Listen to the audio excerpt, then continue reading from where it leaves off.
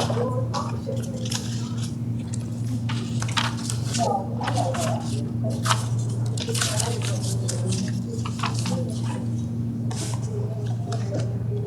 right, good evening, everyone. This is the 6:10 public hearing on the rezoning request. I'll turn it over to the city planning and zoning administrator regarding this matter.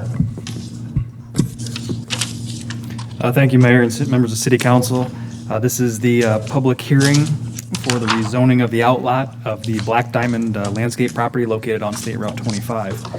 The purpose of this public hearing, as well as the public hearing that will follow, is to allow discussion on the topic, to air any concerns, comments, or questions that involve this topic. Again, this is not an in-depth discussion this evening. This is a chance for you to receive feedback from constituents regarding their position and concerns and questions regarding the topics that we will discuss tonight. So with that being said, the first item of business tonight is, like I said, the rezoning of the Black Diamond property. The ending numbers of that parcel are 1002 and 0002. The request right now is to rezone that property from OS, Office and Service, to a higher classification use of commercial, which is C4 Highway Commercial. The applicants were supposed to be joining us this evening via Zoom, and it looks like either we or they are having technical issues. So I will do my best to field any questions or concerns that you have about this particular rezoning topic. This specific property is the outlot of Black Diamond. So this is the property that is located on Echo Junction Road, immediately across from the signalized intersection at the entrance to Costco. So if you're familiar with the entrance drive off of Echo Junction Road back to Black Diamond, when you pull in, there is often a yellow gate that goes across that driveway. This property is on the immediate left of that. So they are looking to parcel out that portion of property. And this is a national tenanting company. They represent somewhere in the neighborhood of about a dozen national retailers.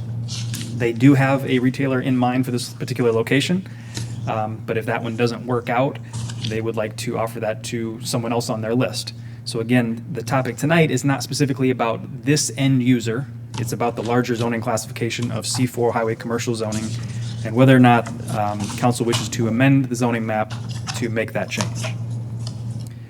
In your packets, I've identified neighboring zoning uses. So you will see that it is bordered by C4 highway commercial in many locations, the Tolson Shopping Plaza, as well as the Costco and the Buckeye State Bank in that particular area are all C4. And is located, or to the west of that, to the east of that is the Calendar Court multifamily residential development. Brody, would you mind speaking up? And there is somebody on the Zoom. Oh, excellent.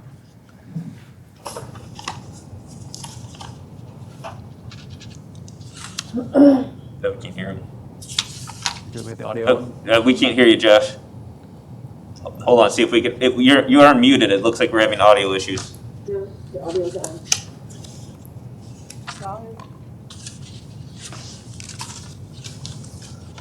He's unmuted, so I don't know. Is it the sound on? He can hear us.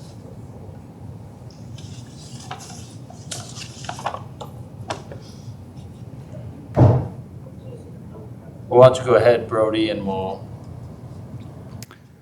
Josh, is that making any difference?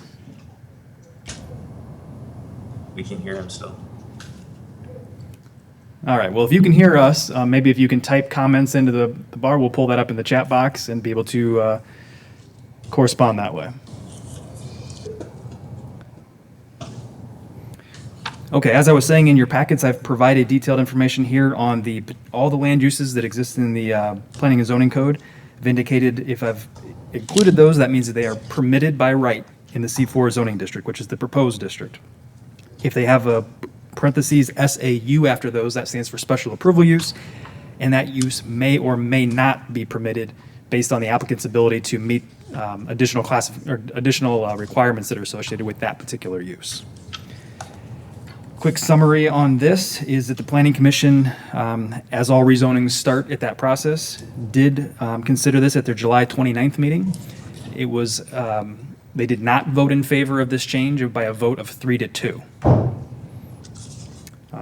So with that being said, I think that concludes the information that I can provide to you up front. If you have any questions about this, or folks from our audience this evening have questions, I'd be happy to answer those. I do. Oh, okay, so can the applicant here, just to confirm, the applicant has a representative here, see Mr. Malone is here. Okay. Yes, and we also do have the applicant's attorney here, Yeah. Mr. Dick Malone. Okay. Brody, just, planning commission, did any of them state their reasons for not approving this? I don't know that that was clearly articulated Okay. during that time. And my other question is, was Calendar Corner there before or after Black Diamond? Do you know? Calendar Corner was there before Black Diamond? Calendar Court, it was there before Black Diamond. yes. Okay. And then when Black Diamond came in, and this is all OS, did Black Diamond say what their purpose, what they wanted to do with that area? Did they have any intention what they wanted to do With the outlot? with that particular parcel we're talking about? Were they talking about maybe putting trees and plantings out there at the time? I'm not aware of what their Okay. original intent was. All right. I didn't know if you knew that, okay. That's all I have right now. I do have a couple of questions if you don't mind. With the zoning, I know that Black Diamond, so just to clarify, Black Diamond currently owns that property up front. And I know that, is that correct? That's correct. The frontage along Echo Junction Road, yes. And from what I see on here is their business wouldn't be a use of that property, is that correct? That is correct. Okay. What, was that parcel, was that zoned that way? I'm trying to think of the way to word this question. So I know where they're at right now is zoned properly. I believe it's that C4. C4 Highway Commercials is where Did their they have to actual change greenhouse that is. to build there when they built their facility, or is that something that was already in place at the time? I can't say for sure that predated my existence here at the city, but what I can tell you is that all of the zoning between State Route 25 and the parcel which Black Diamond is located on now is Zone C4. So when you go back, I believe that's Craig Drive, it wouldn't have been inconsistent to do that, originally. So I'm assuming that's probably where they drew the line originally. So that probably wasn't a special accommodation for Black Diamond at that point. Okay. And then with the drive that's there right now, is that owned by Black Diamond, or is that It is, yes. part of, is that on the current parcel that's being sold as well? No, the lot split area would be just on the west side of that access drive.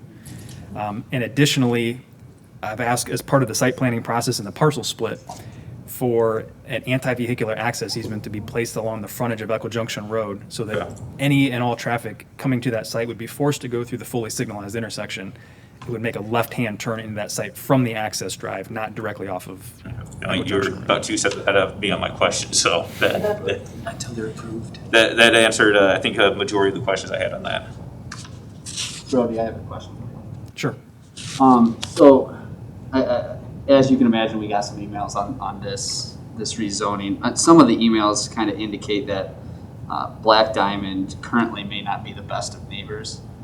What is their history as far as zoning infractions, or have we had to warn them about how they take care of their property, any zoning issues?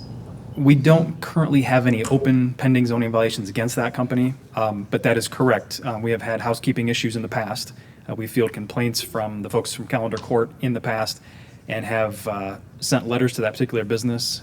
We've seen pallets, shrink wrapped, kind of saran wrap looking stuff blowing, off of pallets, pots, just things associated with landscape business that presumably the wind has blown, into the ditches and the tree lines and things like that. So we seem to have worked well with them in the past, but it wasn't a one and done. They're kind of a constant reminder. So it's every couple of years we're having to notify them to clean up some of those aspects. Okay, so they're not so they're kind of a habitual offender, but they are quick to comply once we step in? Yeah, and it's not terrible violations, but it is, obviously, if you were a neighbor, it would be an annoyance to have trash and debris blowing in your yard, yes. Okay.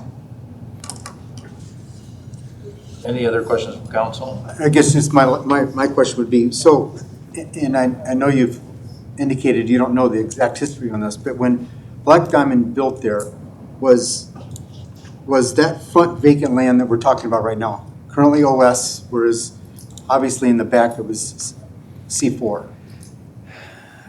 I mean, it was always a split property when they bought it, is that right? Or is that it's a question? I don't know the answer to that. It has not been rezoned since I've been with the city since 2008. I believe that was part of a comprehensive rezoning in 2006. So I don't know the timing on that, but it has probably been like that for a very long time. Thank you. And Brody, I'm sorry. Ken. And the reason it was zoned OS is because it does butt up to a residential and it does not butt up to a highway, is that? That's not necessarily the case. A land use plan, which we'll talk about here in a little while, may have actually indicated that a reasonable use for that property may have been an office use or a small commercial use that would service nearby residential uses. The reality is that the folks from Simon, which Josh is with us this evening, are probably the 10th group of folks that I've talked with since 2008 regarding this particular property. All of them have asked the question, what can the property be used for? And I've explained to them the office and service uses. That weeded out probably 7 of the 10.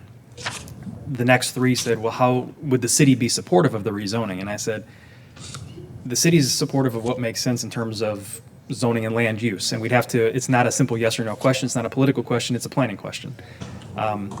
So I explained, that aspect of it.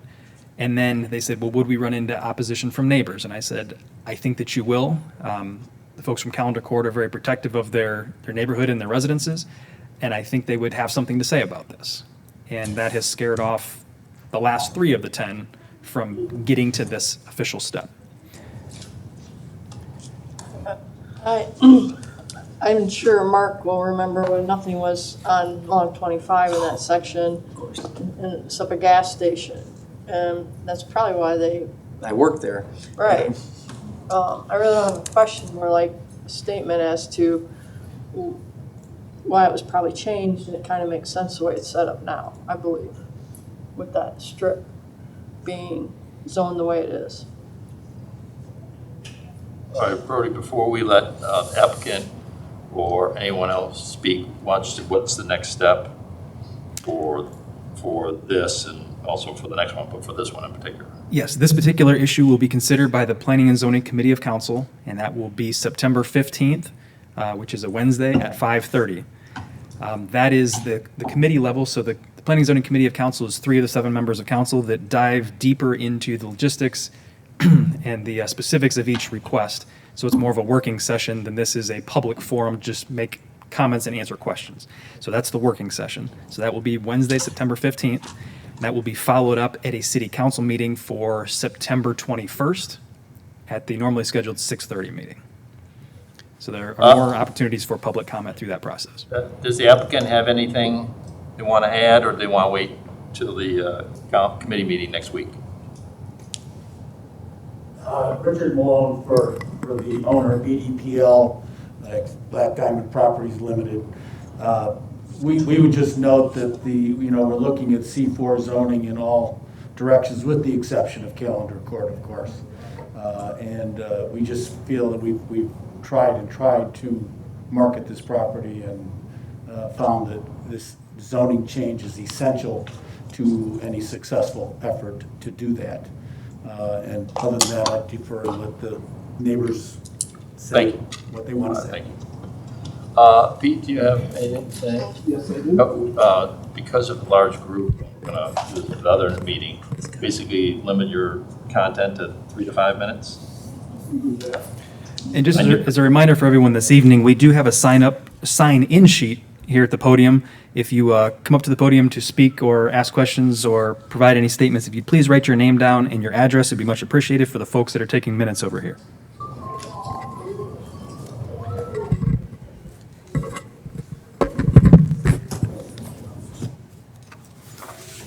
First of all, I think before I get into...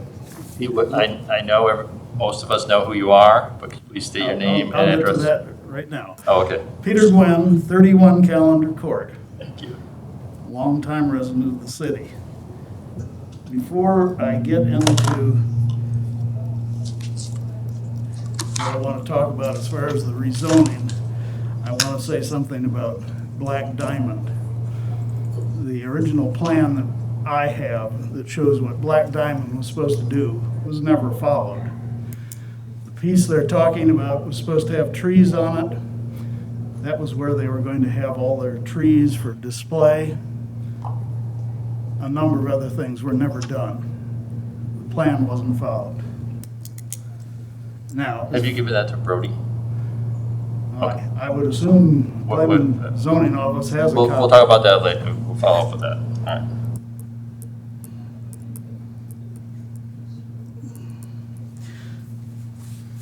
Anyway, as I said, I'm Peter Gwynn. I'm the spokesperson for the Callender Corner Condominium Association.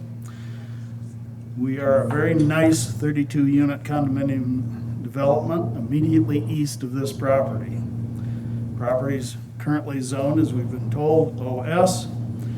Under that, your code 122005, the office district is intended to provide standalone office building, office complexes, and office parks along or in proximity to arterial streets. These areas are intended to serve as employment centers for adjacent or nearby residential neighborhoods and as buffers between those neighborhoods and arterial street traffic. The city master plan identifies the area in question as controlled growth, traditional neighborhood area. The master plan also indicates that new development should be encouraged to locate adjacent to compatible existing development. New development that occurs should be compatible with the surrounding land uses, in particular existing residential uses. The application is to rezone this to C4, the most expansive of the commercial zoning classifications. As Mr. Walters has indicated, he has the list of what are permitted in special use permits. I would indicate that although they have indicated a single user so far, there are a lot of uses, particularly permitted uses, service stations, outside dog kennels, automobile, oil and lube service, and a number of other things that would not fit in a residential area. Our objections, as stated earlier in the master plan, new development that occurs should be compatible with the surrounding land uses, in particular existing residential neighborhoods. C4 does not fit this land. The property does not front on a major highway, as the C4 definition refers to. The uses permitted are not compatible and sensitive to the existing residential properties adjacent to it. McDonald's, in-and-out oil service, outside dog kennels, automotive repairs, service stations. Any development needs to be compatible with the adjacent residential area and must be sensitive to that area. Transition from residential to commercial requires that the commercial uses should be of low density, which is certainly not the C4 highway commercial. The most appropriate zoning of this property is to leave it as OS or a rezoning to C1. C1 is neighborhood commercial. In that C1 definition indicates uses in these areas must be compatible with surrounding residential uses and not be large generators of traffic. Finally, while the developer has indicated a rather innocuous use for the real estate, the council needs to take the long view as to whether highway commercial zoning and all the permitted and special approval uses that could be built on this property is appropriate for this property. It is obvious that is not true. The damage to the value of the residential properties adjacent to this development also need to be considered. Good zoning practice would dictate that an abrupt change from a residential classification to a very intense commercial classification should be avoided. The Planning and Zoning Office says there will be an anti-access easement to prevent further curb cuts to this property. However, a change to C4 zoning will increase pressure to obtain further curb cuts and increase the traffic on Echo Junction Road because of the poor access from the single access point existing now. The purpose of this zoning code, and this is 12-1003, is to promote the public health, safety, and general welfare of the citizens of the city of Perrysburg. 12-1004 states the zoning code shall serve the general good of the community as a whole, protect property values, and secure the most appropriate use of the land. The primary philosophy behind zoning regulations is to separate different incompatible property uses and to minimize their potentially negative impacts on each other. And we would submit that Wrapping up. Are you close to being wrapped up? I don't, about a minute. all right. We would submit that the zoning change to C4 would introduce incompatible uses directly adjacent to the Callender Corner residential neighborhood.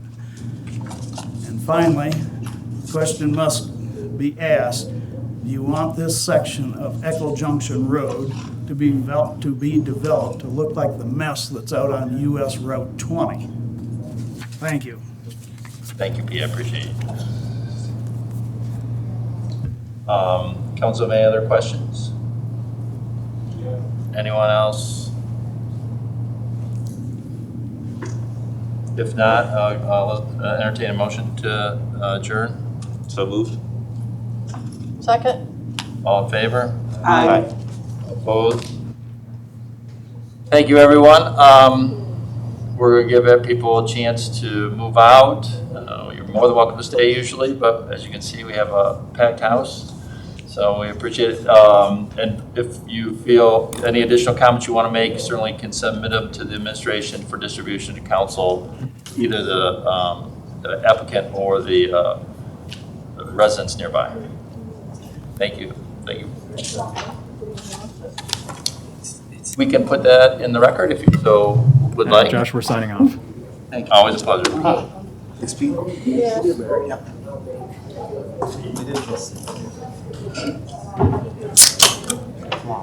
Paul, is everybody who's going to speak, in or planning on speaking? I need to get a copy of it. And out there. I'm running online. I don't know if it is. All right, before we get started, just some kind of general ground rules so we keep the normal piece. As you kind of saw what happens, the administration reports out, council asks questions. There is no real applicant here. The Heights Association, Paul has spoken previously at the Planning Commission. Give him if everybody can be about 3 to 5 minutes. I understand there's a couple people who have been identified as advocates. More than happy, everybody, the website has our email addresses if you want to reach out that way so everybody has a chance to be heard. We can do that, yeah, that's fine. I'll just tell everybody in the hallway to be quiet. Yeah, so that's they're- fine, that's fine. Yeah, so what we're gonna do is, since it's so crowded, we're gonna open up the doors so more people can hear. Okay, guys. But you have to be quiet. Fred, do you want a seat? Yeah. I don't think I don't know who. They should still Is Tim not coming? No, actually, I didn't hear it. that was a deal. I didn't hear it.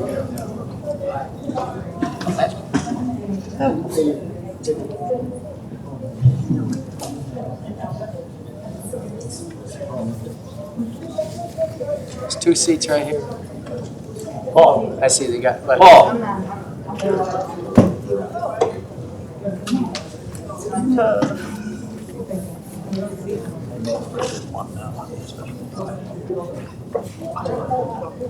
I mean, I've met Paul, I've met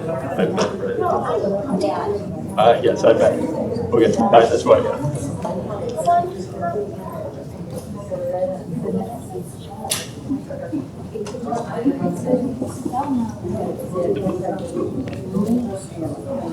Yeah, I have a couple. Are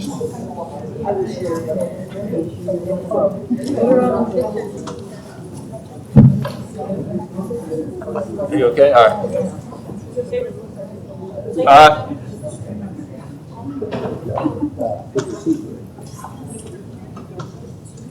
All right. We're going to start the 6:15 public hearing on the land use update. Brody, it's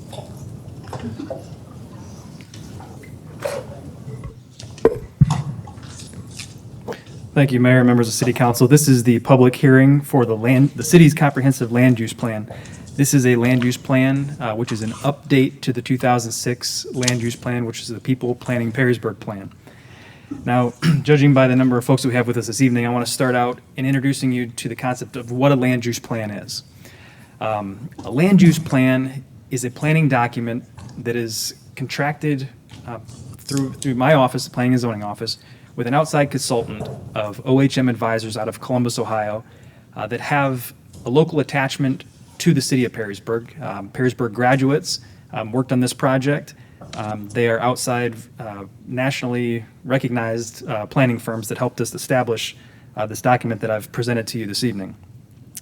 The land use plan does a lot of things and doesn't do a lot of things all at the same time. The land use plan is designed to act as a roadmap. As folks like yourselves, elected officials, are tasked with the public hearing topics like we just saw just a few minutes ago for rezonings. This is a roadmap that you can look at proactively instead of being reactive when requests come in. So what this document attempted to do is understand the dynamics of Perrysburg. Who and what is Perrysburg?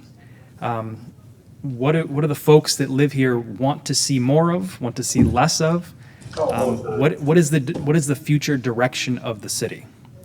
So we went through this plan. We had approximately 800 folks that were engaged and participating through the process in some form or another. There were online surveys. There were Zoom meetings, there were steering committee members, there were statistically valid surveys that people were solicited here in the community for their thoughts and inputs. All that information is recorded in here. So we found out the average ages of the folks that lived here, incomes, size of houses, sizes of lots, what some of these people did for work, how they felt about our parks, how they felt about our business community, our housing choices, all of that. These things are captured in this particular document. And as we go through this process, like I said, this will ultimately be a guide for you, a decision-making guide. Some of the areas that we included in here are not in the city of Perrysburg. Some of those areas would include Middleton Township, Perrysburg Township. In putting together the steering committee, we did reach out to the folks to see if they wanted to have representation on there as part of steering committee members. Some levels of participation were very good, others we didn't hear from. So what we did, because this is supposed to be a very, very long-range planning document. This could be a document that's used by the city for the next 20 to 30 years, somewhere in that area. It's typically refreshed a little more often than that because cities like Perrysburg are growing so quickly, but they're designed to be a very long-range planning document for the city. And therefore, it takes into account recognizing areas that are not currently in the city that could, in the future at some point, come into the city. And so we use the water sanitary sewer service area because that is the theoretical limits of what the city could accept into the city under our control through measures of annexation, whether that be voluntary or forcible annexation. So after this very long process, we began this process probably a little over 18 months ago. So this has been a very long process in the making. We put out a lot of feelers to get people to participate in these meetings. Some of you up here actually did participate in those meetings. The end result of this particular document is a summary of all the facts that we found out about the city. There are recommendations that are provided by the consultants based on feedback that we received. And again, these are all things that have been statistically verified. If you remember when we asked council to authorize this contract, we we requested additional money to make sure that we were statistically validating all of the responses that we got. Because as I pointed out early in the process, a lot of times when council is asked to make a decision, such as the rezoning just a few minutes ago, we noticed a common theme, and it's I think and I feel. So that, while that's what you have to work with, that's not always the best way to make decisions. You need to have confidence in the information that you're using when you make very important land use decisions, because these decisions affect the city for generations to come. So we wanted to give you the confidence and the assurance that you were working with good information, quality information that was coming from the constituents and represented what they truly wanted their community to be. So as we did this, again, it's a very large two-sided document. The final product of this is really the future land use map. Okay, that's really the important part, and that's a map that looks roughly like this. For those of you that are familiar with the zoning map, it looks very much like this. Colors on a piece of paper, an aerial photograph, designating which areas of the city should be used for which purposes. And as part of that, it takes into account existing land uses, proposed land uses, vacant land, how we might see things like that developing in the future. And it summarizes that all in one sheet so that when you're asked to make decisions, you can understand the direction and perhaps a goal that the city has set for itself to work towards. Now, does every aspect of a land use plan happen? Absolutely not. Does the majority of the content of a land use plan happen? Absolutely not. But if a certain percentage of this plan can be implemented and improve the quality of life for Perrysburg residents and our neighbors, that's worth the exercise and the investment that the city has made to have a plan if and when certain situations arise. So, and the other thing I want to make very clear about this particular plan is this is not something that the city is entirely in control of. There are private property rights that are involved in this. And again, that'll come up as we talk about some of the case studies or scenarios that were incorporated in this document. So this isn't something that the city of Perrysburg has expressed any interest in going out and proactively acquiring properties and implementing these plans. These are just saying if and when a situation arises. For example, Ohio Cat was located on State Route 25. And some folks told me, well, Ohio Cat will be here forever. Well, here we are. Ohio Cat has located. If we didn't have a plan to backfill Ohio Cat on State Route 25, we might sit there with an empty building and not achieve a higher and better use for the vacant cat property. The city didn't remove Ohio Cat. We didn't lure them down the street. These are just things that happened, and without a plan, you don't set yourself up for success. So again, some of these scenarios may never happen. But this is the different case studies and scenarios are probably what I have received the most feedback on regarding this particular plan. So what I wanted to point out is that there are a couple scenarios in here. Probably most notably was the American Steel Treating property. Many of you are familiar with that over on Mulberry Street, and I believe that's 6th Street, 6th and Mulberry. We now have a vacant industrial use on that property. This is a very unique time for us to have a land use plan because we can look and say, we have a very large, impactful piece of property in a residential neighborhood.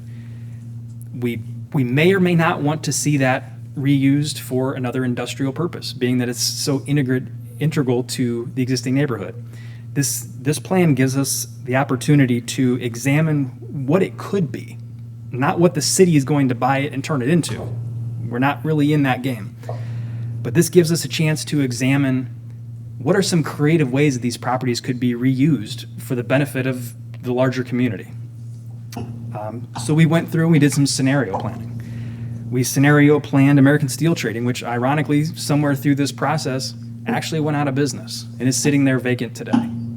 So these are the scenarios that we're preparing for, things that were beyond the city's control, that you inherit, that may be sold to somebody else that comes to you and asks for permission to do something.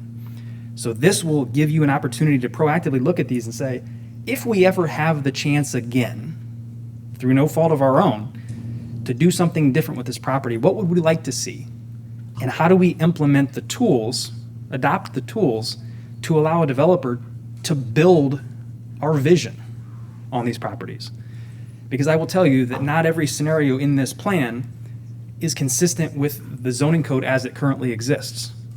The next phase of this would be to inform some of our zoning code changes to allow a developer to build our vision in certain locations.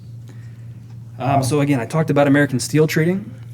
Want to talk about Country Charm Shopping Center on South Boundary and Louisiana Avenue. That was another scenario planning. That's a very complicated scenario planning on that particular property. There's multiple owners. It's a condominium development. So again, these are scenarios that we went through. We identified significant properties in the city. Okay, so that included American Steel Treating, Country Charm Shopping Center, the old Commodore Schoolyard across from the O'Dear Diner. It included a portion of downtown, Perry's Landing. Some of you are familiar with that, there by the railroad tracks across from the library. And we also, at the request of some folks from the Heights, included a scenario planning event for the Heights as well. So all these really are, and I know I've received some word, there was some excitement about some of these plans. These are case studies, and again, these are theoretical scenarios to say, if market forces as they currently exist, we've seen some erosion of the Heights along State Route 25 in the form of AAA, social development, the Taco Bell, the property behind Taco Bell. There are market forces, there are commercial interests that have acquired property along State Route 25. So again, the city, in this particular case, I know that most of the feedback I received was from Perrysburg Heights, so I'll spend a few more minutes talking about that one than the other ones. The city has not actively participated in any of those acquisitions. This property is not within the city of Perrysburg. There have been questions for years about to annex, not to annex. So this property still resides in Perrysburg Township. But we would be remiss as a city to say we have an island inside of our community and to not provide a thoughtful plan as to what happens to that area should it come into the city and market forces over time, again, in the next 50 years, if private interests slowly take over particular properties, how can we make sure that whatever is introduced into the city is compatible and beneficial to everybody involved? So the things I really want to stress about this is these are just scenarios of people on the outside looking in and saying, if something would ever happen to any of these locations, what would be a community asset and benefit to introduce here? And how can we make sure that the rules and requirements that we have would allow something like this to be built, to achieve a reimagined image of a particular area, whether it's Perrysburg Heights or it's downtown Perrysburg or it's Country Charm Shopping Center. These are all theoretical scenarios because when you present to somebody like you all as elected officials and say, here is a text version of all the things that you should do different in code language. A lot of people will say, well, that's great, but what does that mean? I don't know what that means. I don't know what that does. So these scenario-based plans were designed to show you a picture of what these follow-up things in another process, maybe a year from now, could say. You could change some of the rules and regulations to allow something like this to happen. Is this a vision that you think is creative? Do you think this is a vision that's in the best interest of the community? And you can unlock those tools to allow something like that to happen. Is it going to look exactly like the scenario-based plans? Probably not. No, it won't. Will all these scenarios eventually happen in the next 20 to 50 years? Probably not likely at all. But if any of the scenario-based planning help us make a decision on any development in the city, then it was time well spent.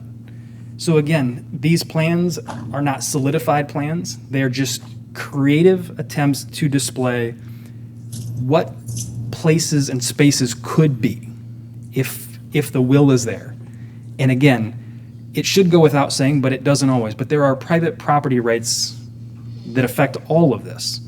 I received a call from Mr. Bob Maurer from Greenbrier Realty, who owns Perry's Landing, saying, what's the deal? The city's going to take my property and you want to tear it down and put up a parking lot and a green space.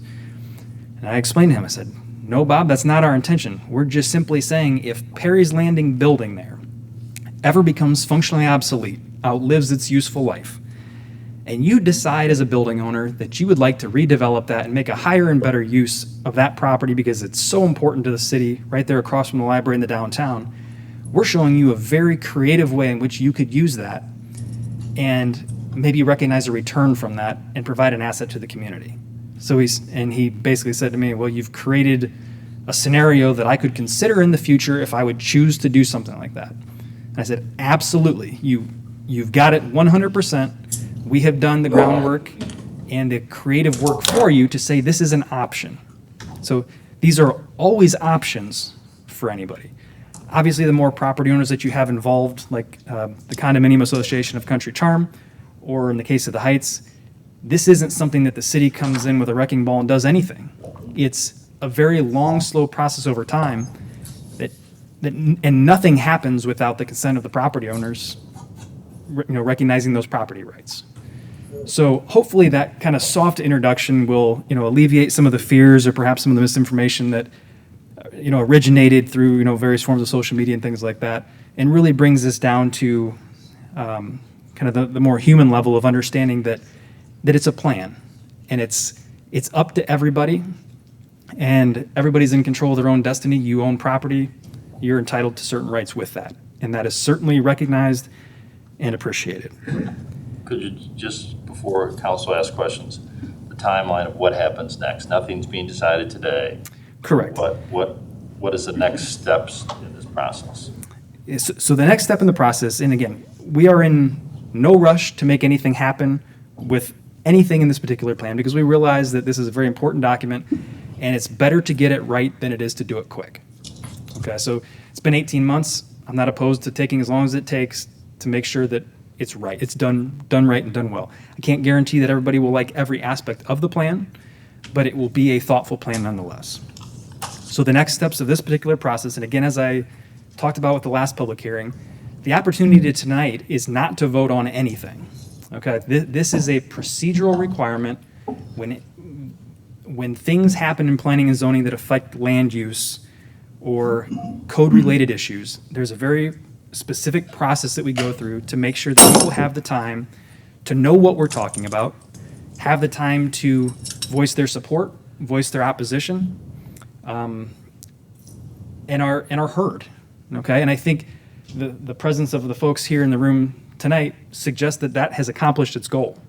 This is a forum for people to be heard, to ask questions, to gain some clarity. But again, the council members this evening will not be taking any action. We're not asking for a vote on anything. This is just simply, I'm going to say, an open mic night, if you will. But the very next steps for this, it would be our intention to go to the Planning and Zoning Committee of Council next Wednesday. So that would be the 15th. It's a 5:30 meeting to discuss more specifically, and I have requested that our consultants that prepared this plan be present at that meeting to kind of walk us through maybe a deeper dive that I'm able to do here in the form of a public hearing. Following up on that, the Planning and Zoning Committee of Council would then decide, is this something that we need to go back, refine? Do we want to make some changes to that? I would look to City Council to set the schedule on when they would like to bring this forward to the full council excuse me, for review and consideration, and ultimately an adoption in the form of an ordinance. So again, it's not a rush to get anything through. We certainly want to gather all the necessary feedback and make the right decisions. All right, thank you. Council will have an opportunity to ask questions. Then, as I understand it, there are several representatives from the audience who have a chance to speak. Council meetings are not an open mic night, but we do want to get everybody's input. So what will generally happen, as you saw in the last meeting, we'll give the people who want to speak 3 to 5 minutes. I ask you to be brief. I don't have a tight mic. I don't cut the mic off. I just ask you to be courteous so that other people will have a chance to be heard as well. As I understand it, there's 3 to 5 people who will speak. If you can be 3 to 5 minutes, that would be great. Then council can ask any more questions. But I'll go down. Mark, you seem to want to go first if you want. Oh, I can, I have, yeah, unless, you want to start, Barry? It's okay. Oh, okay. Well, Brody, first of all, I want to say, yeah, one of the most important things you said there is it's just something that what could be. So that's, I think that's, there's, just make sure everyone knows that. But what I wanted to ask you was, I know this was presented to the Planning Commission on July 29th, right? And then back then, we had three focus areas. That's correct. All right, and now this one has 4 focus areas. Yes. So, I mean, I think it's worth repeating that I'd like to know when that 4th one got added and why it got added. So can you just kind of touch on that, were you contacted by someone? Yep, I can answer that for you. So during the Planning Commission meeting, this was shared with the Planning Commission, it was attended by Mr. Paul Belazis. I believe he's the president of the Perrysburg Heights Community Association. He expressed some concerns with the report as it was currently written and asked for certain things to be refined and better explained. And he certainly advocated a position for Perrysburg Heights in that conversation. That prompted me to contact our consultants and say, we received some pushback. There was some email exchanges that went back and forth and explained some of Paul's concerns. I forwarded that on to them and said, what, if anything, do we need to do to address some of Paul's concerns? And they said, well, let us do some planning and some explanation. We will include them specifically, in the report, calling out the existing uses and things like that. Admittedly, not every concern that Paul had at that particular meeting is addressed in that report, and that was intentional.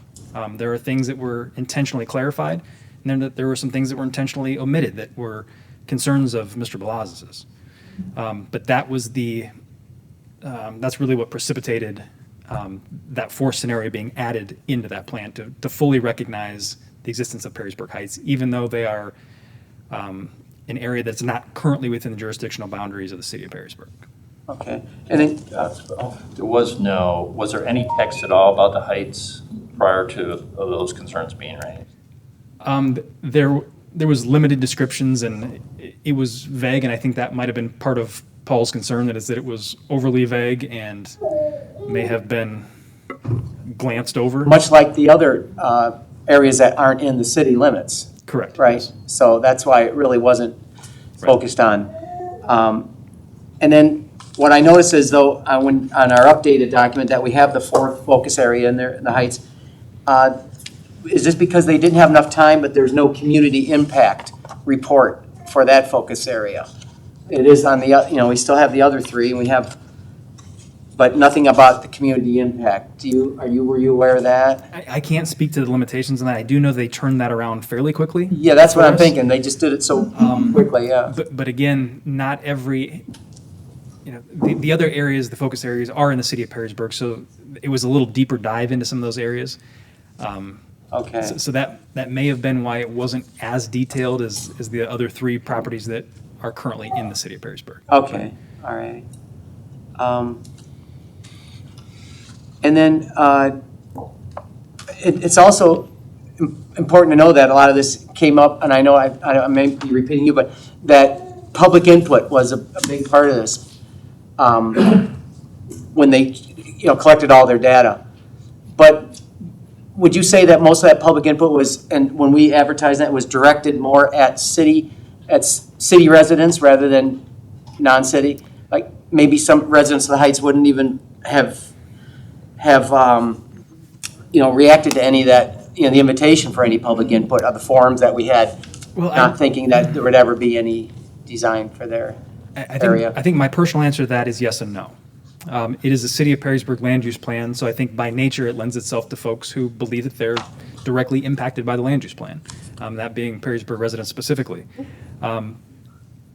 Belazis was included, on the front end as being a stakeholder, as a representative for the larger community, being a stakeholder. So the invitation was certainly there to participate in a process, the ongoing process. And it was done so to a certain extent. Okay, thanks. I wasn't aware that he was part of it. Okay.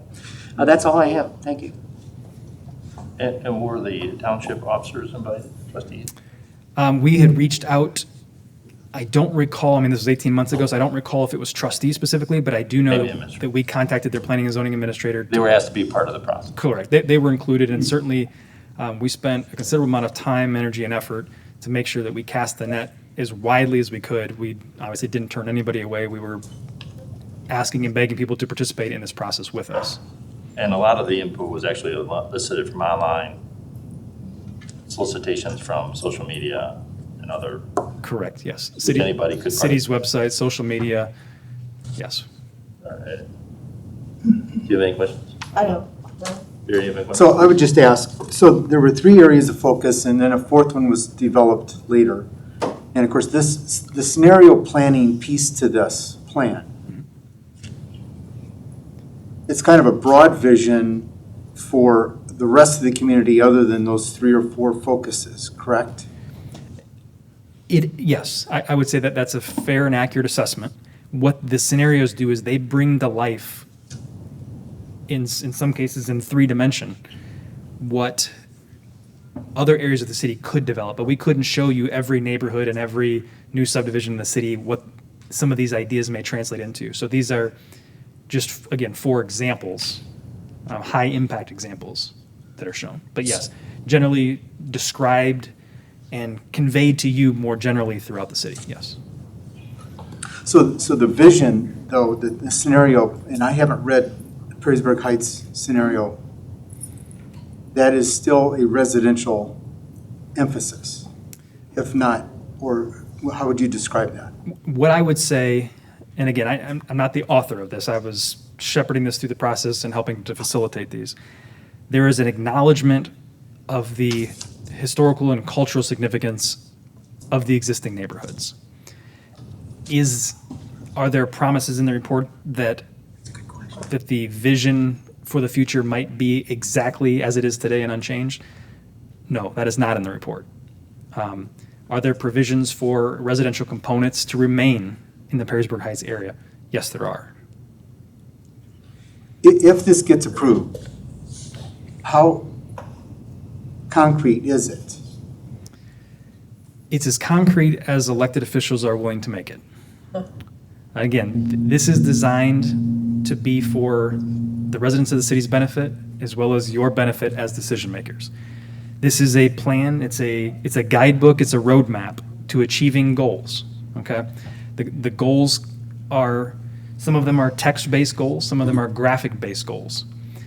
And the idea is that we'll all come together.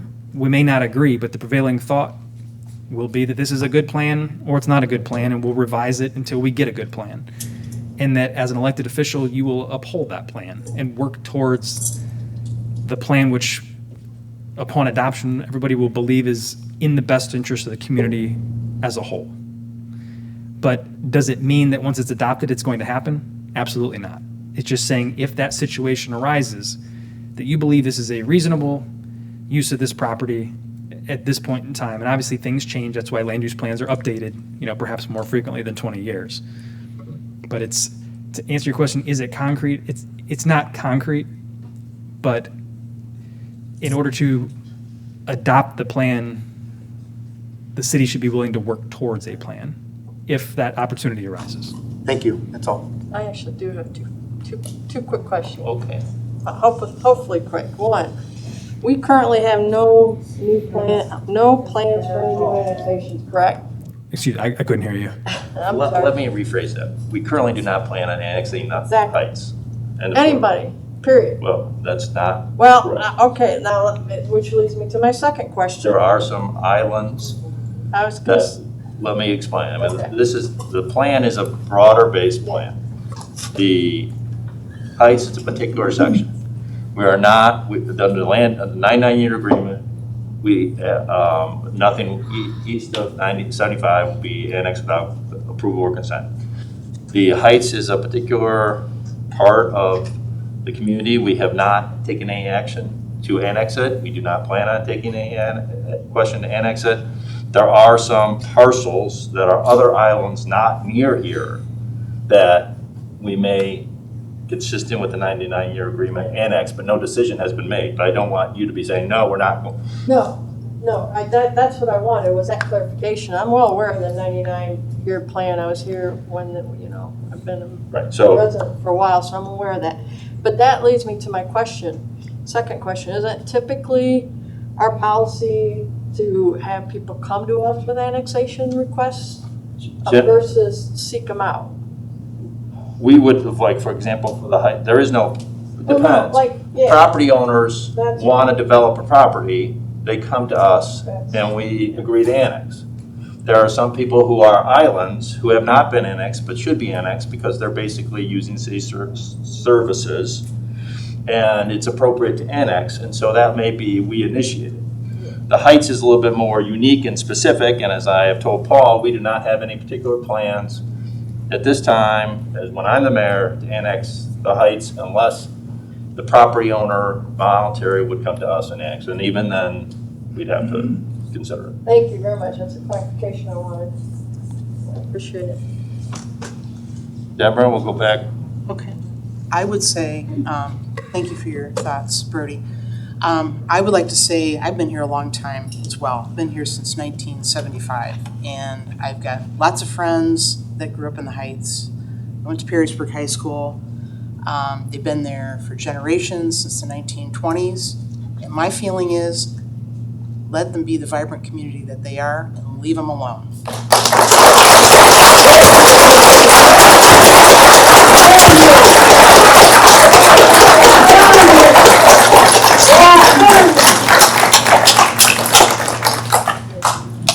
Corey, do you have any?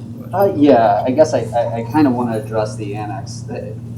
I will, I guess, share a sentiment of Deborah's with a little caveat there.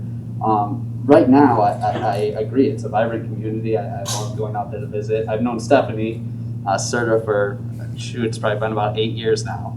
And if she's here and she has concerns, so do I.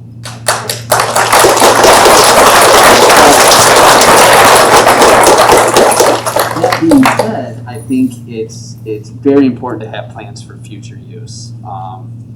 And I get not liking the plan. If my house had a future plan of a park, that would concern me. I'd be at this meeting as well, and I understand that frustration in your presence here. So I kind of want to, I guess, refocus on the process and the inclusion of the Heights, because since it is the, I guess, the fourth focus area, and you're telling me it was by request of the Heights in particular, and I think it's important. Everyone knows that the Heights is not part of the city, but is very much a part of Perrysburg and its identity, right? So there should be a plan. So I don't necessarily like that the things we spent extra on, which the statistically validated survey that we harped on in planning and zoning, that wasn't necessarily reached out to them. One of my questions. Okay, I will be clear on that. That's not correct. Okay. I mean, that's not correct. So did we use phone numbers that are tied to the Heights? We use phone numbers to the zip code. Okay. So- So it's 419. Well, hold on a second. Just saying. If you're, please, Just saying. no speaking from the audience, please. Thank you. I understand. So, It was based on area code, so we were getting okay, that makes me feel better. I guess one of the questions I have, because this is, you can look out here, this is a historically Latino area. Were our meetings conducted in a manner with Spanish speaking as well, to help facilitate communication for those residents in particular? It was not. I would assume that we would have accommodated that if we would have had that request been made. Okay. And then two, I guess I'll point back to the fact that we said there's no plans for annexation. This is kind of just so we have a plan in case it happens, right, or some sort of roadmap. One of the things I'm looking at, and if I get my computer back there, is there are things that the city would be involved with, a park, the roadways, things like that. Is there, just for clarification, because I haven't heard anything and I would be surprised if there were, is there a timeline for if annexation occurred, when we would start acting in the service committee to reevaluate their roadways or start doing the road enhanced streetscapes or the roundabouts? Has that been talked about at all? It has not, but I think the practical answer to that is the minute something comes into our jurisdiction, we need to service it appropriately, and evaluate its condition. If there's something that is lacking or deteriorated, it would need to be improved like any area of the city that's been in the city for many, many years. Okay. And then I guess, just to put this out there, because I value property rights and individuals that own that property. I don't think the city's going to come out and steal it from you, but there is one tool that a city can use for that's called eminent domain. Have there been any? There has not been any discussion I just ever. want to make eminent it domain. very clear that Never, that's not, as a lawyer, eminent domain should not be used for property rights unless last straw times 5 squared, then, so. Well, and, really and isn't. not only should it not be used, in cases like this, it arguably cannot be used. Right. There's a very narrow scope of things that eminent domain can be used for. For example, jurisdictions can acquire residential properties to build interstate bridges and freeways and things like that that serve a larger public good purpose. My opinion would be that none of these activities in this report would qualify for that. okay, and I share the same exact ideals you do when it comes to that, but I think we need to make that very clear there are people here that are concerned. I just want to make sure It's very that important, it's yes. very clear that there's zero plan to take property from people that want to keep their property the way it is, as it is. So I think that kind of wraps up my questions. I would encourage, it sounds like we're going to planning and zoning next again. So I would encourage people that are interested to come to that committee meeting next Wednesday. I believe we scheduled that. Next Wednesday, the 15th at 5:30. 5:30. And I'll leave it at that. And thank you, everybody, for showing up. That's a good point. Everybody should. Want people to be heard. That's an important part of getting this, and past plans as they developed, that was a big criticism of past plans did not include people having an opportunity to be fully heard. So we tried to bend over backwards to make sure that happened even during a pandemic.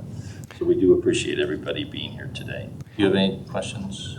I actually don't have any questions. I think everyone has asked my questions, but I do want to thank Brody at the beginning here for giving the clarifying statement, and Corey echoing. I don't think that anyone up here is going to be for taking anybody's property rights, and I think that this is more of a guideline for the future, decades down the road, if something would become available, but it's not something that the city is going to be going and taking anybody's property or forcing zoning changes on them. I can tell you this, as long as I'm here, I'm not going to be supporting anything like that. Absolutely not. I really think there was a lot of misinformation given to a lot of people here. And, my wife grew up in the Heights, and she still has family there. And even they were getting wrong information. And I just want you to know that, nobody up here would be interested in taking anybody's property. But I'm really glad that you all came here to tell us. And I want to make sure I see all the signs out there. You can have one back there. You took a lot of time to make that. That's really great. So thank you for that. Thank you very much. I would love to echo what they're all saying. It is a unique community. That's why, in fact, I'm all about that, and I agree with the rest of them. But if council adopts this plan, now you know that it's just a vision. Right. It's just a vision. Well, hold on. And Mayor, if I can also add, one of the things that's important to get out of this particular meeting is to make sure that anybody who wants to have a copy of the plan has a copy of the plan. I do have one hard copy here that I'm willing to leave behind if folks would like to look at that. But up here on the sign-in sheet, I know that there's a spot for your printed name and your address. If you would also like to include an email address with that as well, I will collect these sheets at a later point, and I will make sure that anybody that provides an email address has the updated version of this here. Would it be okay, Well, if you don't mind to? I was just going to say, if somebody wants to get it to Paul or somebody in leadership, or to email it to the city council or the mayor, just go on the website, email. We'll be happy to get the link to you, or to print out a hard copy if you can't do that. Send an email, we will get you. We want everybody to have a copy of it, so the facts are what the facts are, the plan says what it says. I was gonna say, to have the sheet outside, so that way, because we have a council meeting after this too, so. Well, I was gonna say, to speed things along, if you want, just after the fact, get with somebody or email us after the fact, that, right, we can be, we were happy to do that. I know there's several people who want to speak. I want to give them an opportunity to be heard. I do appreciate everybody's kindness and politeness. Please limit your statements out loud. When you come to the mic, sign up. Please say your name and address. And like I said, limit it best you can to 3 to 5 minutes. Paul, why don't you start, or unless you have somebody else who you want to start the order you want to do it. Yeah, that's up to you guys.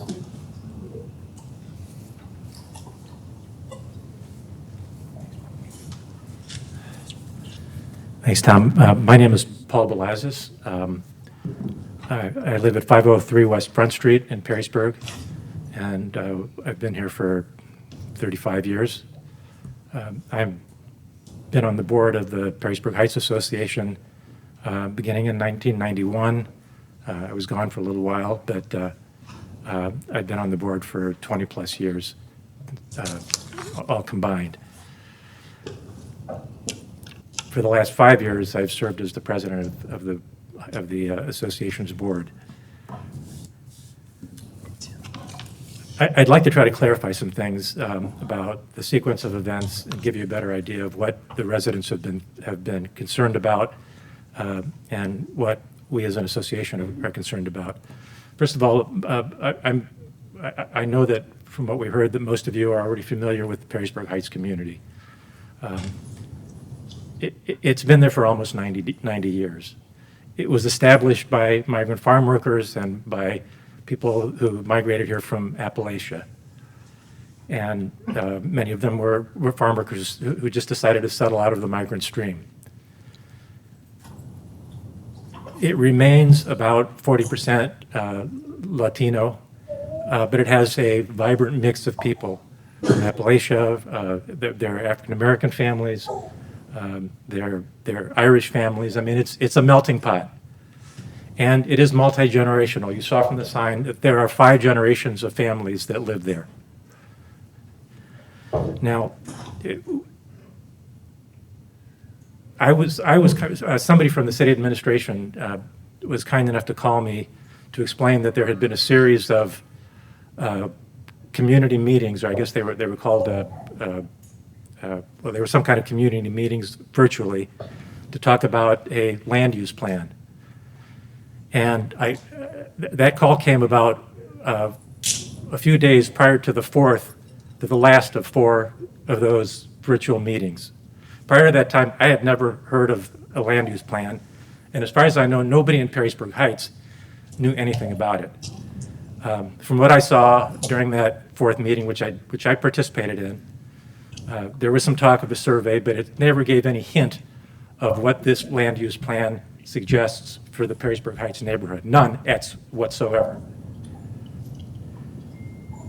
So during the course of that presentation, the only thing that they said about Perrysburg Heights was there was discussion about those focus areas, but the only thing they said about Perrysburg Heights was it was just in bold letters, Perrysburg Heights redevelopment. That's it. That's it. No explanation. And so I had to quickly figure out how to use one of those chat things and ask what they meant by that. And the explanation was that, well, someday if houses disappear, we can replace them with cottage-style homes in light of the small lots. That was the explanation. So then we contacted the city administration and asked if we could talk with the consultants to find out more. And when we did, then they started talking about, it was fairly vague, but they tried to explain that there was some idea of green space, putting in cottages, and increasing walkability and access to the rest of the community. Some of which in general sounded like reasonable ideas. But then one of the consultants, when we asked who would occupy those new cottages, said, well, that will be determined by market forces. And we already know that the market forces surrounding Perrysburg Heights are intense. Levis Commons and the freeway and the general development in Perrysburg is already pushing everything to the brink. And we all know what it is to go into a neighborhood that is changing. As, you know, affluent white people or affluent people generally refer to that. And we all know what gentrification is. It's a concept that all of us have heard many times. So we wrote a letter to the consultants, and I'm sorry, I thought maybe all of you had a copy of it. Have you guys all seen that? And just since you asked about it originally, I I'll have give you a a copy. copy and you can share it. Do you have it? We do We will not. make sure everybody gets a copy. Well, I thought they had They already. will provide us one, thank you. We'll get that to everybody tomorrow. Now, at that point, there was no plan that any of us saw.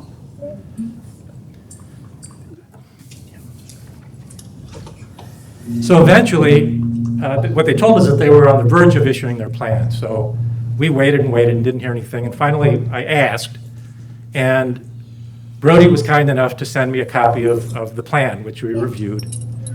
And again, it said absolutely nothing, not one word about Perrysburg Heights. The word didn't appear in there. Until you got down and read the fine print, and finally there was a future land use map, which showed an aerial photograph of Perrysburg Heights with Levis Commons across, and it had different areas around there that were color-coded based on the kind of development that the city was proposing. And for Perrysburg Heights, the color coding was exactly the same as Levis Commons. And then there was a grid below that that explained what that color code meant, and it was mixed-use village, which was 60% residential and 40% retail and commercial, which meant that the plan for the future of Perrysburg Heights was to turn it into another Levis Commons. It was a recipe for gentrification, that and nothing more, nothing less. So we then came to the City Plan Commission meeting and expressed those concerns, as you heard from Brody. And they said they would take well, actually, they didn't say anything. But after I communicated with some of those folks in the city administration afterwards, they said that they would send it back to the consultants to try to address our concerns. Then a final draft came, which you now all have. And the final draft had some window dressing, but ultimately it was exactly the same and in some ways worse. It talked about Perrysburg Heights as being a redevelopment focus area that can dramatically shape the economic success of the community in the future. I mean, Perrysburg Heights and that neighborhood is not a cash register for the city to sit back and go cha-ching every time a new affluent person moves in with the higher tax base. Thank you. It talked about walkability and access to Levis Commons. Do you know how many times the people from that community in this room have gone shopping at Levis Commons? Do you think that grandparents who are helping to raise their daughter's children while she works 2 and 3 jobs are going to go over to Levis Commons to have a bite at that new steakhouse? Or maybe their daughter on the 2 days off that she has a month will go over to one of those boutique dress shops for the next wine and cheese party that she goes to? Walkability to Levis Commons, they tag that as important to the development of this neighborhood? Are you kidding me?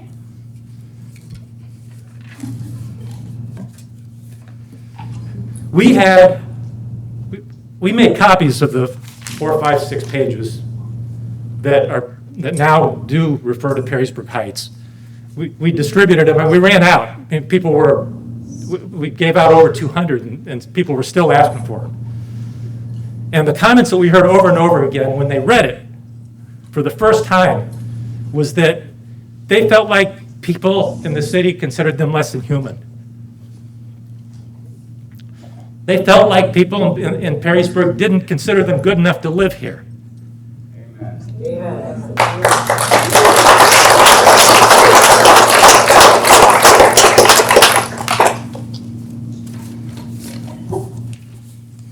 And as far as that green space, it takes over 3 city blocks in the middle of Perrysburg Heights.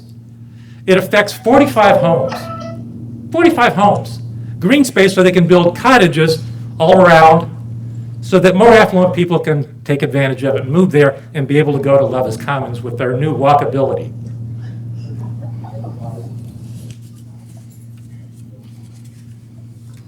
Or our families too, you know. Just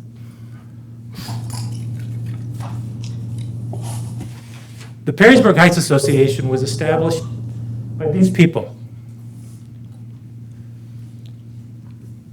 They started it with their efforts almost 30 years ago. It was their impetus and their hard work that got it going.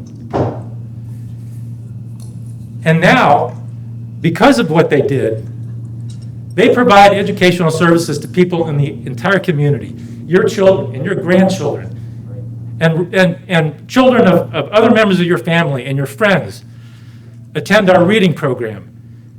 And they're kept from falling behind in school, kept from being held back in the 3rd grade. The outcomes show that those kids have increased self-esteem. They have better relationships with their peers. It's not just for them, it's for the entire community, for people all over Perrysburg, in the city of Perrysburg. And that's just one of our programs. We have many, and they serve all of Perrysburg. During the pandemic, we were feeding people from all over Perrysburg. We fed over 200 kids twice a week in collaboration with the school district and the Islamic Food Bank of Toledo. And that's just the kids. There were people from all over this community. That's what they did. And this is how you repay them. This is how you repay them. And don't tell us that a land use plan that sets the impetus going for development of an area isn't going to have subsequent zoning implications, because that's how those decisions were made. The 1994, I think it was, comprehensive land use plan did exactly that, and we got Love's Commons from that.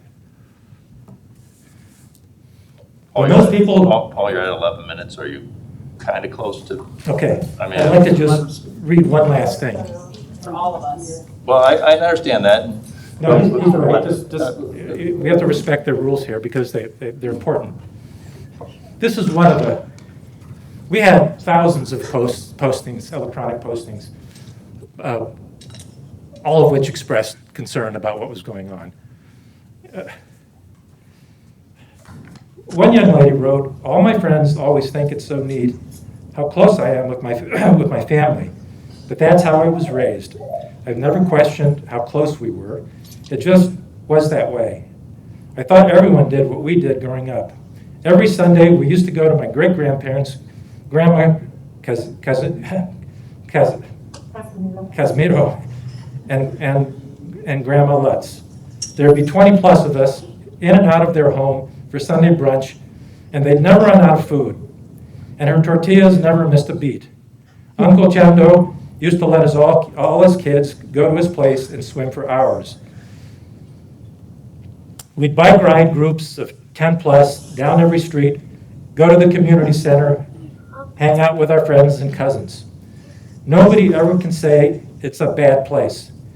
People that live there for years and years know how close the community is. I've never seen so much love in my life in one community. This is where I am from, and I'll never be ashamed. It's sad when I say I'm from Perrysburg Heights and people right away respond with the Heights.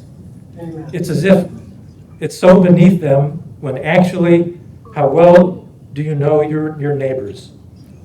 How many parties have you had without one or more complaining about it? Hey, ours, everyone invited. There's no hate, all love. Always love.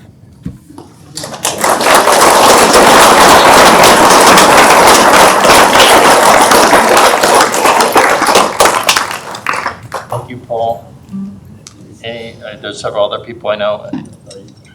Is anybody else? Oh, okay, so I understand there's a couple people have been kind of planning to speak. Okay. I think we're just going to have just a couple more, but go ahead. Yeah, yeah. My name is Leah. Make sure you sign up. I will. Thank you. My name is Leah De La Oponce. I currently reside at 25614 Broad Street. The excerpt that he just read from social media is actually my niece, my sister's daughter, her oldest daughter. Everybody has touched on everything, so what I had wrote today kind of has already been expressed.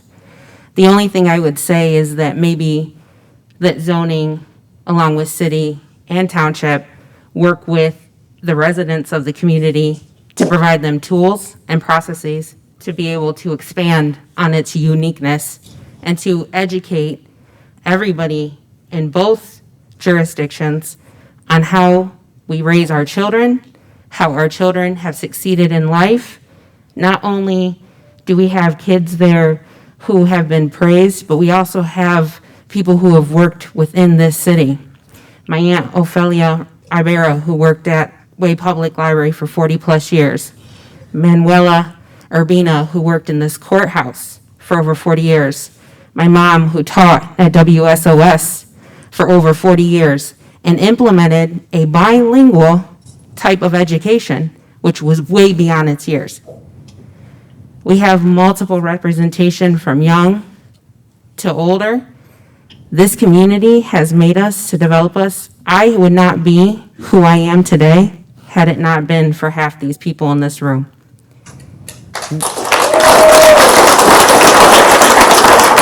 We could go on and on and on all day long, but the only thing I can tell you is that if you want to be progressive and you want to invest in your residents, let's work together and invest in the people and the talents and the knowledge that we have. This Brody who was speaking didn't know about a lot of the stuff that was here before. I'm 37 years old, and I can tell you, I remember cornfields. I remember Kelly's Deli. I remember when Churchill's was a big deal. I remember when our kids were playing on a place called Hamburger Hill. It was an empty lot. I remember I was not allowed out for flash tag. My mom was pretty strict, but I remember being able to hang out with these people. I lived in Columbus for 16 years, and I will admit that there were times that I was ashamed to say where I came from and who I was. And I can tell you that now I will never, ever step back from who I know and who I am.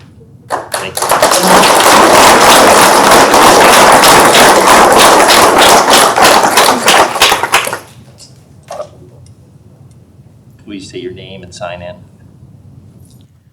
My name is Sharon Jeffers. I live in Perrysburg now. I grew up in the Heights. I remember getting off the school bus, could barely walk home. My parents owned a grocery store right there. And the kids helped me. I had a temperature of 104. I had infectious hepatitis. Mr. Houck's employee's husband died of that. That was in 1956. I'm 80. I love that place.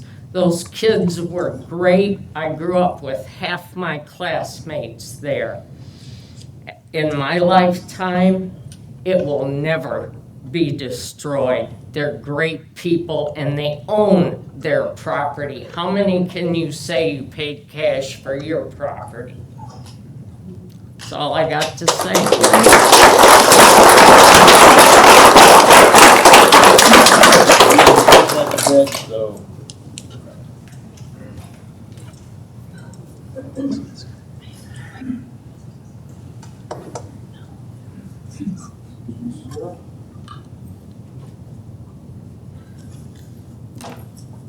Thank you. Thank you.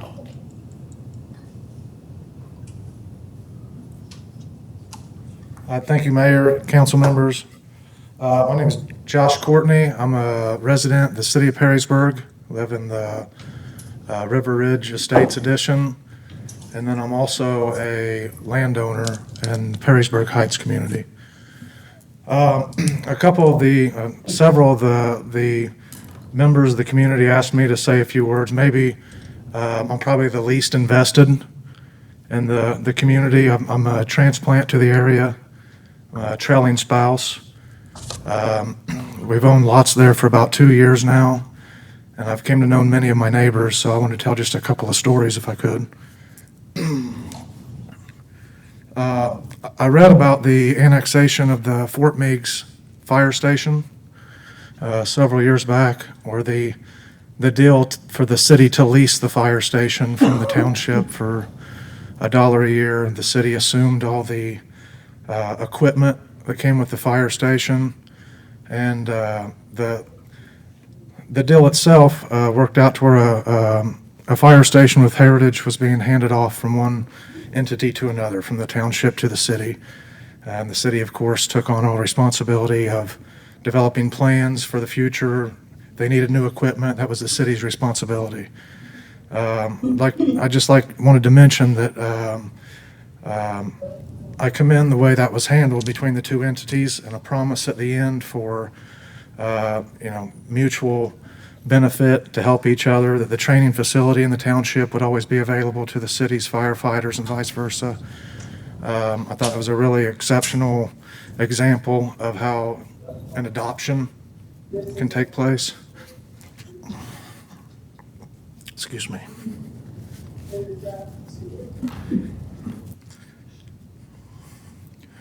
I hope if annexation is the end result or an inevitable end here, that even more care will be taken in the adoption of the residents. That I understand the purpose of the land use plan. I commend the council and the steering committee and all the subcommittees that help with that. I understand it was a lot of work, and that the city does, in my observation, runs efficiently, and that there's a lot of thought put into place as to how the city will grow, and how schools and park places will be included.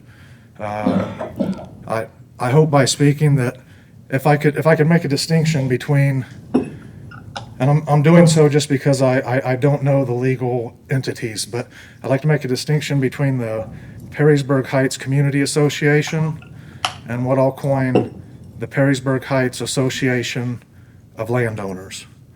So I don't want to in any way speak for the Heights Associate or the Perrysburg Community Heights Association.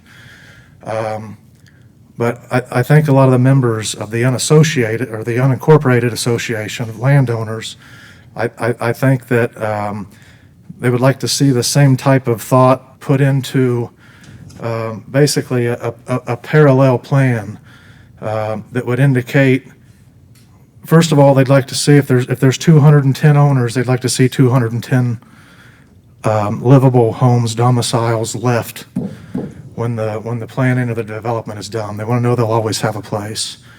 There's some immediate concerns for those families that are low income, fixed income, just live paycheck to paycheck. And that's if we are annexed, do the taxes go up tenfold year one? Because even if it's 4 years from now, that's an untenable result for a lot of the families in the neighborhood. Another would be for instance, the city requires homeowners to pay for sidewalks when a new home's built or when someone purchases a lot. No one wants to be blindsided by finding that within, an annexation occurs, and within months, not only is there a tax increase, there's zoning regulations, there's the cost of sidewalks. So the one thing I'd like to, thank you. I know that the mayor will be selecting or helping select members for committees under the zoning, especially in the planning for the future planning stages on this new development. So I'd like to ask ahead of time for the unassociated or the unincorporated association of landowners if they could have at least one, if not two representatives that be included on those committees, and then be invited or emailed, be made part of that list for any of the planning and zoning or any discussions that take place in the future for the Perrysburg Heights. And then in addition, many of the community members are already working to help neighbors who may not be able to take care of grass or clean up some of the blight. So this is a hands-on, neighbor to neighbor, knocking on doors, seeing if those neighbors need help to clean up those properties or to help with the grass or any work that's needed. So just wanted to let the city and the township know that process is underway. And then if there's any correspondence or if there's any talk about those, any future zoning, if the city comes in, what can you tell us ahead of time? Where can we start? Can we get ahead of some of the issues that might arise? If streets and sidewalks are an issue, has there been any plan or talks with the township to simply keep the existing road beds, change every other street to one way, and that would allow for the space for a sidewalk immediately? There's lots of different things that can be talked about once there's the gap is bridged between the city, the township, and the residents. Thank you. Thank you.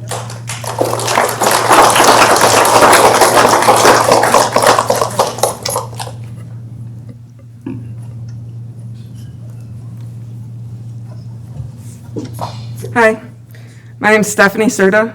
I live currently at 4325 Lawrence Drive. I grew up at 12265 Harold Street. My grandparents moved to that address. I think it had a few less numbers back then in 1950. I'm third generation from the community. I also am a graduate of Perrysburg High School, class president of 2002. My mom is Anita Sanchez Serta. She's one of the co-founders of Perrysburg Heights Community Association.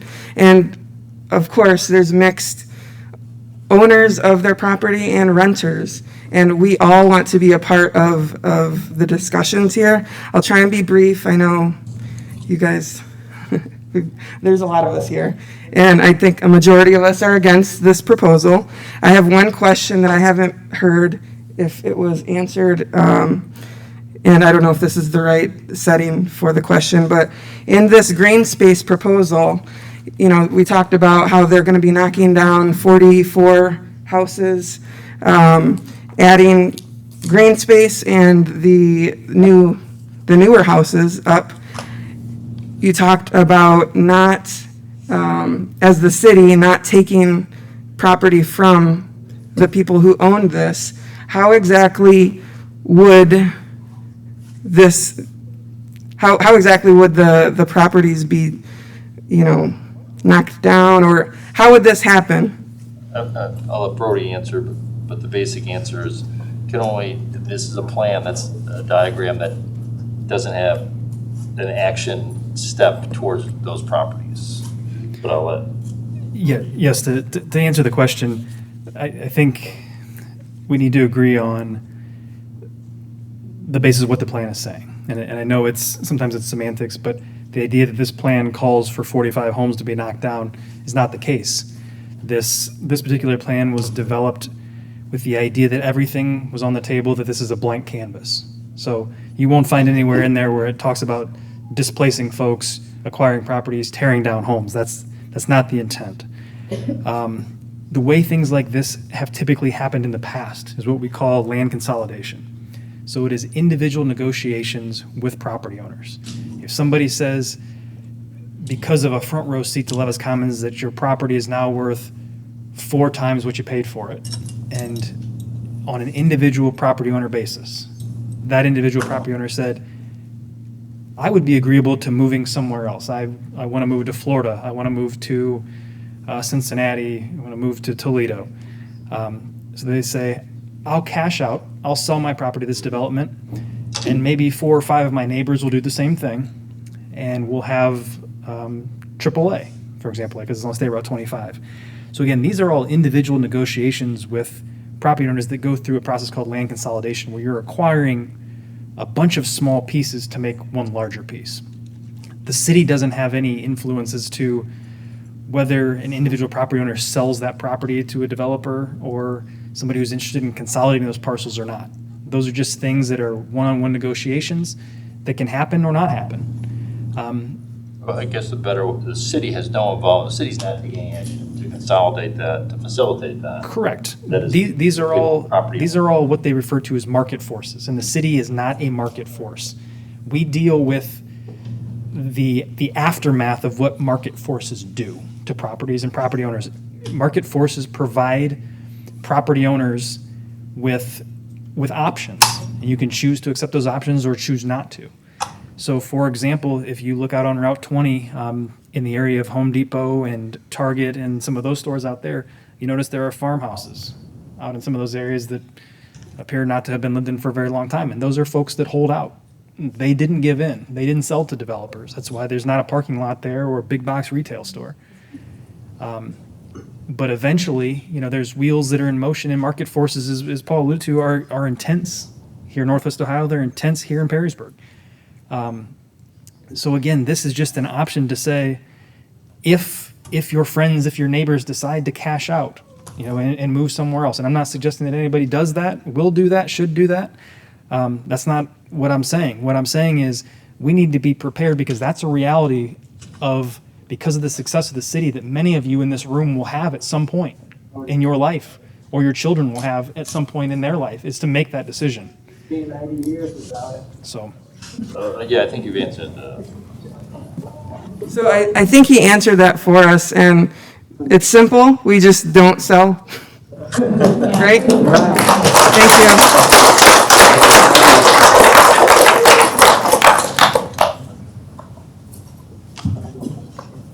you. Thank you.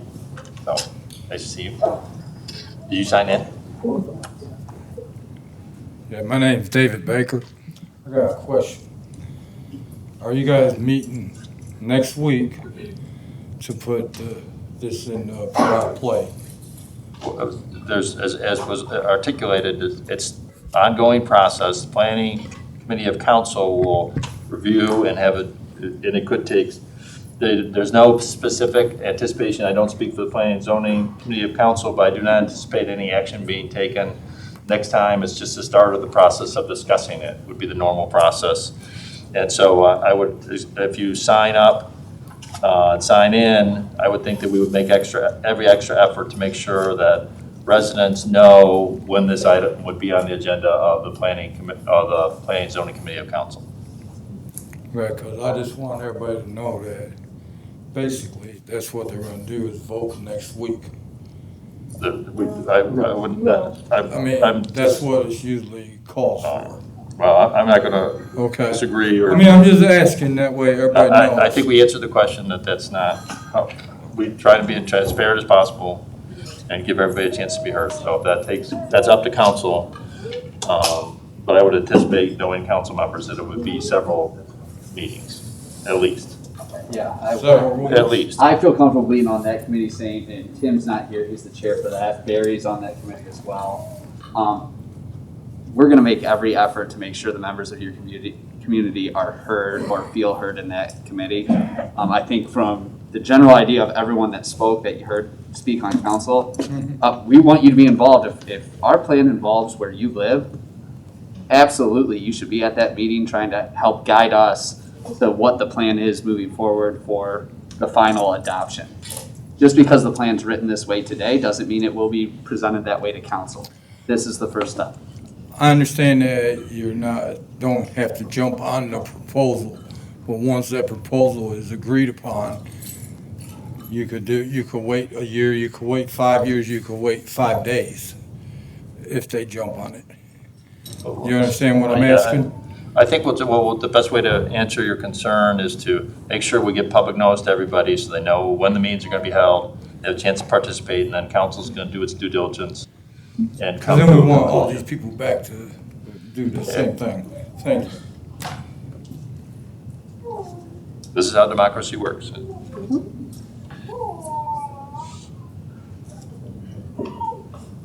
Paul, do you have anybody else? Oh, okay, yeah, I'm sorry.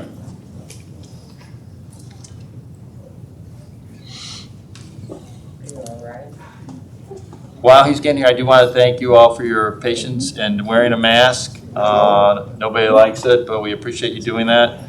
Two, we appreciate your cooperation and assistance going through the metal detector. We know that's not something everybody likes either, but we do appreciate your patience and cooperation in doing that. So, Hello, everybody. My name is Antonio Mendieta. I've lived in the Heights since 1965. I retired 36 years ago from Willys Overland Jeep Corporation. I raised 9 kids. We moved there in 1965 for a little bit of money and enjoyed. There was no water, no electric, no gas. And we scattered away and we done so many things together and raised my family there, 9 kids. And I've been retired for 36 years. And we bought this place here, reasonable. And I've been living there for all this time, and I know quite a few people around. There was nothing but sugar beet fields around there at that time, tomato fields and that, and I picked tomatoes quite a bit too myself when I was a young kid, you know. But I retired from Jeep. I became very excited with the union committee and all that kind of stuff, and I raised all my family here. I raised one that went to Germany. As a matter of fact, I went to Germany to see my son when he was in the service. And I just want to tell you people that I love where I live, and that's my pride. My family was all raised there. They're all well-to-do, thank God for that. And I just want to tell everybody, I'm 94 years old, and I love the Heights. I respect everybody in the Heights, and I'd like to continue living there if possible.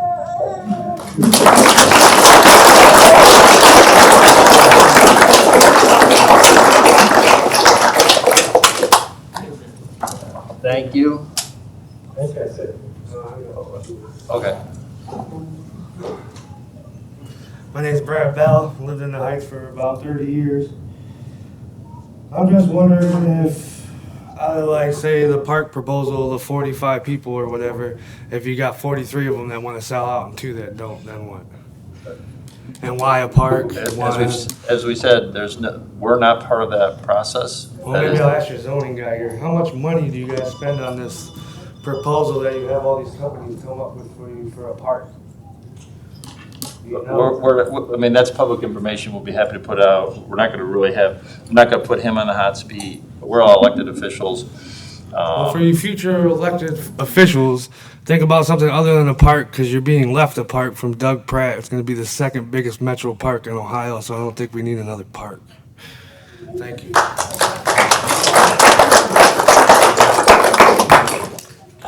There was there you go. Thank you. Did you sign in? Sir, did you sign in? If he did it. That's all.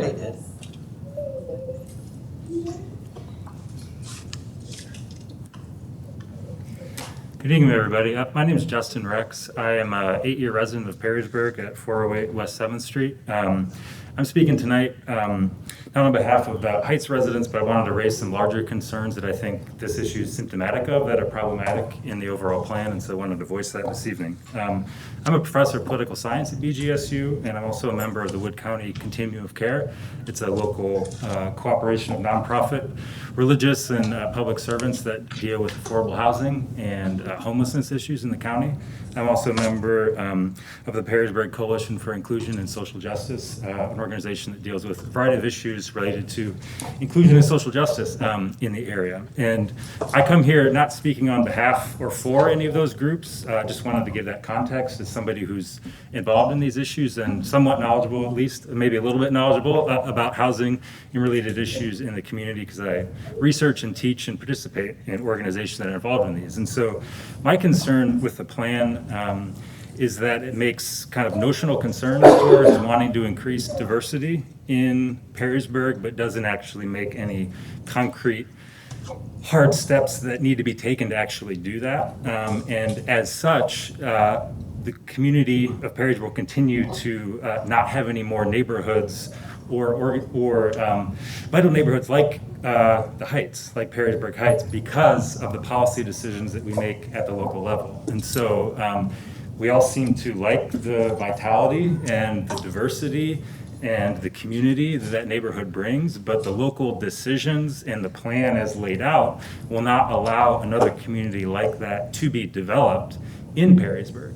And so my overall concern is that we're giving these cheers for this community, as we should, but we're not actually making the hard political decisions to develop more neighborhoods and communities like that. We're actually making decisions to preclude those type of communities from ever being developed in Perrysburg. And so my, I guess, broader point is that we have an affordability crisis, an eviction crisis, not just locally in Ohio, across the country, and it's been going on even before the pandemic.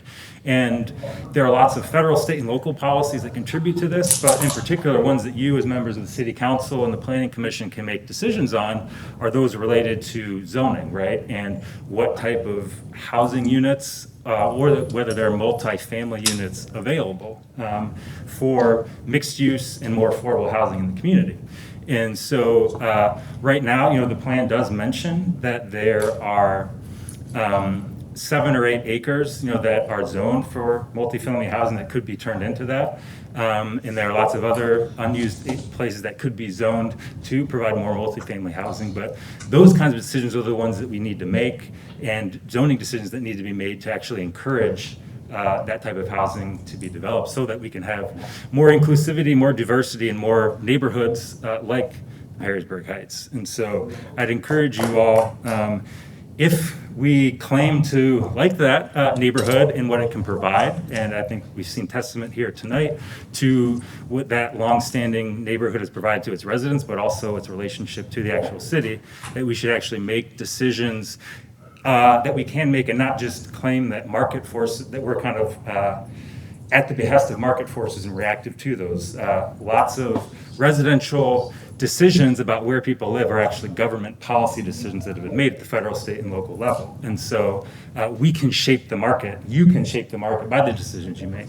And so if we want to do that, to grow, to have more diverse communities, we need to make those tough decisions to actually put our money and our policy decisions to actually shape the communities that we want to live in. And so I'd encourage you all, I'll be happy to attend future meetings, but I encourage you all to think about those decisions in the lack of any mention, whatsoever in this plan about housing affordability, or, I think once or twice diversity is mentioned in the plan, but it's kind of a priority allegedly, but it's not prioritized whatsoever in the plan because none of the policy decisions or goals that are laid out in the plan actually move us towards that, to being a more inclusive community.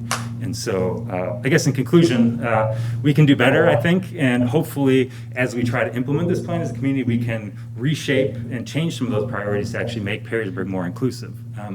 It's no accident that Perrysburg is majority white, not majority, almost exclusively white, and fairly well off. It's because we've, like every other community and suburban community around the country, we've made decisions to not allow affordable housing to actually be built in our communities by our local zoning decisions. And so I think, again, we should make better decisions about that to be a more open community to the type of people that we want to be here. So thanks for my time, and I appreciate it. Thank you.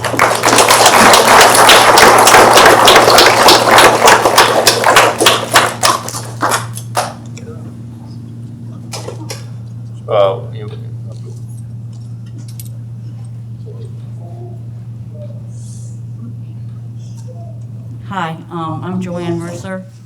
I moved out there in the Heights in 1970. My kids were raised out there. 2 of them, one came in when she was a year old, and my son came in when he was 3 months.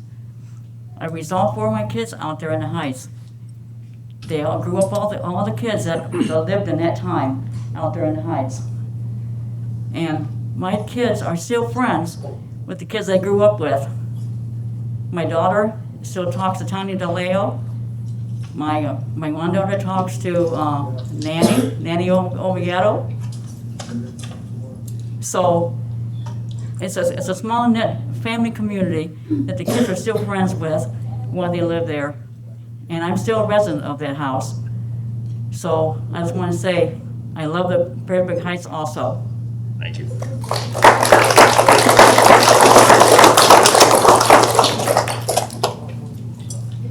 I'm sorry, did you sign in? That's okay. I didn't remind you, so it's on me.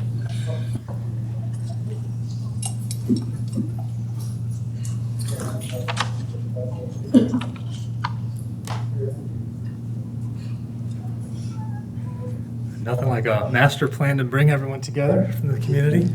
My name is Todd France. I live at 804 Streamview Drive in Perrysburg. I've been a resident for 5 years. My wife and I have tried to be upstanding citizens of this great community. I serve on the Citizens Parks and Rec Committee. She and I coach soccer for the local nonprofit organization. We use the great resource at the Perrysburg Heights, the community center there for winter practices as well. So that's great for us. I teach engineering at Ohio Northern University. I specialize in residential sustainable building design. I just wanted to bring a different perspective.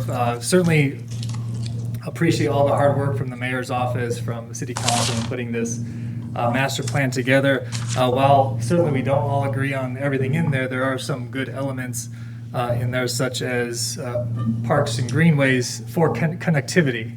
I bring this up because, as many of you probably know, non-motorized connectivity in Perrysburg is severely lacking.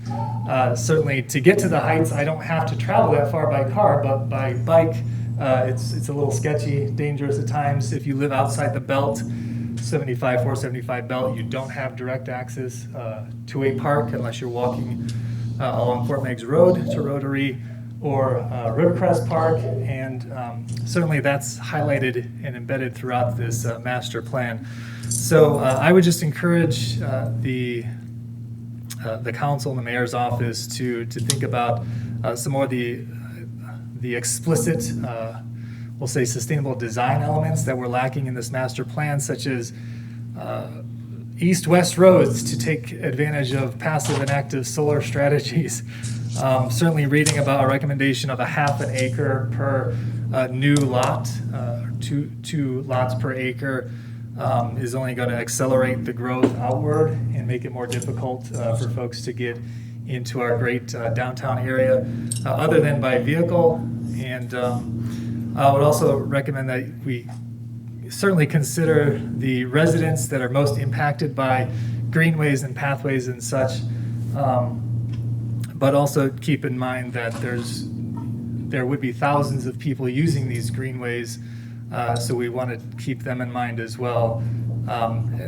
In the same, in light of that as well, I think that we know what's happening with Perrysburg. It's growing at a pretty fast clip. We know what the home builders are doing. They're building 3,000, 4,000 square foot homes on the very outskirts of town. And I don't think that's a great way to connect folks, particularly when in their developments they have green space and such that is isolated and has no connectivity to the rest of the community. So that would be just my suggestion. Thank you for your time. Thank you.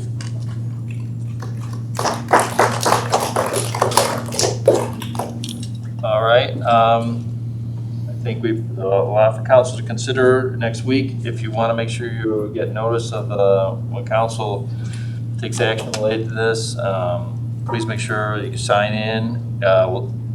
Mary Jo, could you take that to the hallway, or you could email any council member? In the atrium, or make sure you email any of us. We'll make sure it gets to Brody and the Minister of the Planning and Zoning Office, so it can get distributed. Thank you, Rick. Can you recap the time and place for the planning and zoning next week, if you don't mind? Somebody raised their hand up. Okay. Brody, would you just remind people when it is, and do you know? Next Wednesday at 5:30?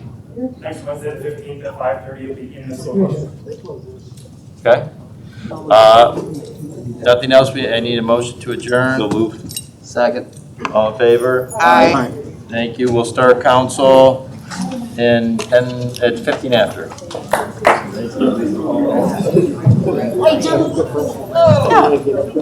So good. I didn't even know you were over there.